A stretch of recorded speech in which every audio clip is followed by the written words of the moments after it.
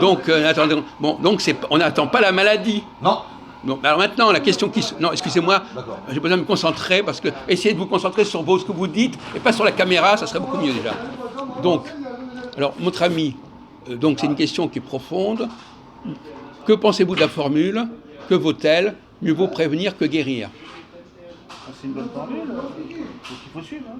Ah bon? Ah oui. Ah ben vous êtes tombé dans le piège. Il y a de faire de la prévention quand on peut, pour éviter la maladie. Pour éviter d'ailleurs, ça ne s'applique pas qu'à la maladie. Alors prenons le... Faut mieux préparer la guerre, faut mieux préparer attendez, la... excusez-moi.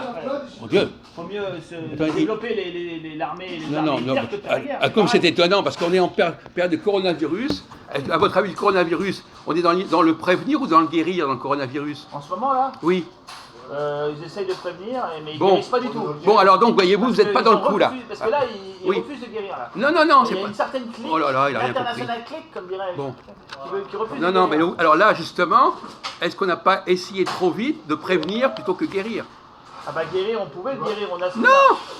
Si on peut, avec la corruption, on peut guérir. Ça marche avec les microlides, par Franco elle guérit, ils guérissent tous. Mais le problème c'est qu'ils l'ont interdit, ils ont interdit des trucs qui fonctionnent depuis 60 ans, et ils ne veulent pas guérir, ils veulent pas guérir. Il n'a rien compris. Alors allez. Par contre, ils font de la prévention pour éviter la surcharge des hôpitaux. Attends, Jean-Paul, Ouais. une once de prévention vaut une livre de guérison.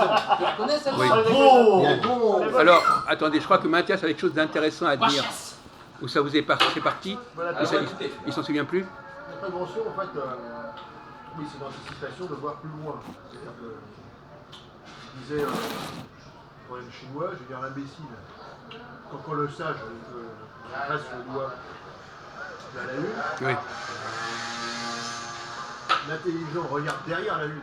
L'imbécile regarde le doigt. Oui, d'accord. Non, mais c'est intéressant, mais je ne vois pas très bien le rapport avec Ouais, hors sujet ça. C'est-à-dire Zéro. Non, mais c'est habituel. Alors. Zéro hors sujet. Bon, d'accord. Bon. Mais vous n'êtes pas. Bon, d'accord, on ne va pas le contrarier surtout, hein, parce qu'après ça va pas. Pas se cacher. Bon.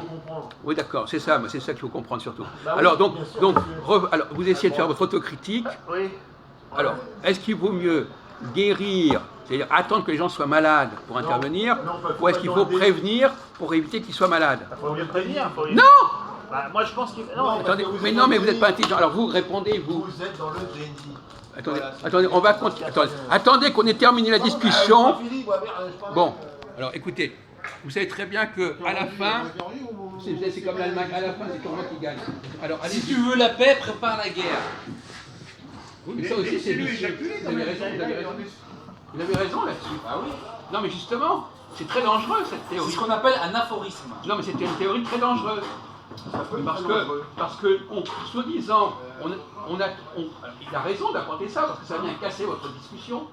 Effectivement, si il faut s'équiper et se suréquiper pour prévenir une guerre possible, c'est encore pire que de réagir quand il y a vraiment la guerre.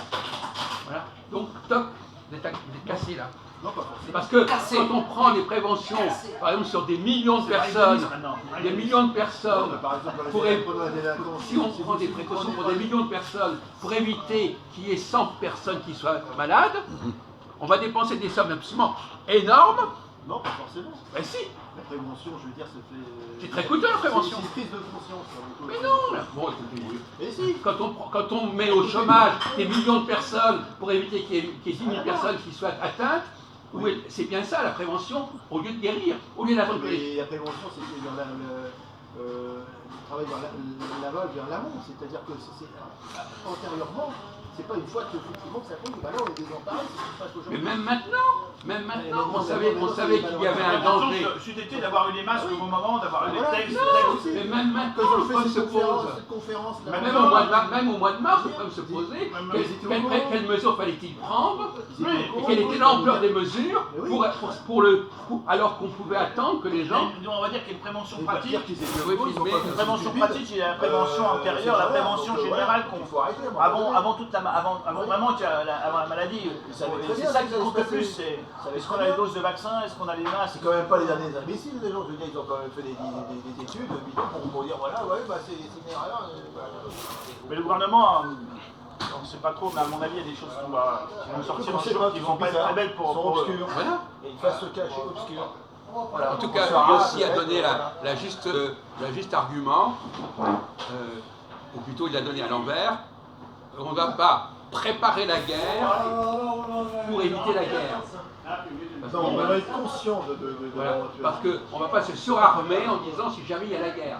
Parce que c'est la meilleure façon de provoquer De la toute façon, guerre. ils auront le déshonneur et la défaite en C'est un même autre temps. problème, le surarmement. Ils auront les deux. C'est un problème.